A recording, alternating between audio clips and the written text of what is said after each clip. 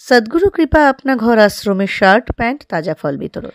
নারী শক্তি সংগঠনের পরিচালনায় বেঙ্গালুরুর প্রয়াত মোহনলালজি লোধার ৪৫তম মৃত্যুবার্ষিকী উপলক্ষে ২০শে জানুয়ারি দুপুরে শিলিগুড়ি প্রণামী মন্দিরে অবস্থিত সদ্গুরু কৃপা আপনা ঘর আশ্রমে শ্রী প্রসন্ন চাঁদজির পক্ষ থেকে শ্রীমতী উষা দেবী লোধার পরিবার ৩২ জনকে শার্ট প্যান্ট তাজা ফল এবং অন্যান্য প্রয়োজনীয় জিনিসপত্র বিতরণ করেন।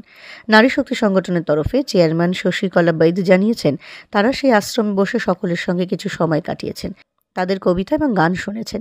সেই সময়টুকু বেশ উপভোগ করেছেন তারা সকলেই। অনুষ্ঠানে উপস্থিত ছিলেন নারী শক্তি সংস্থার সভাপতি শ্রীমতী শশীকলা বৈদ, শ্রীমতী পুষ্পাজি পারক, শ্রীমতী গায়ত্রী ভার্মা, শ্রীমতী মধু টেডেড, শ্রীমতী রানী আগরওয়াল, শ্রীমতী সুধা চোরাদিয়া, সঞ্জিত দাস এবং এক দিদি সেই অনুষ্ঠান পরিচালনায় সহযোগিতা করেন।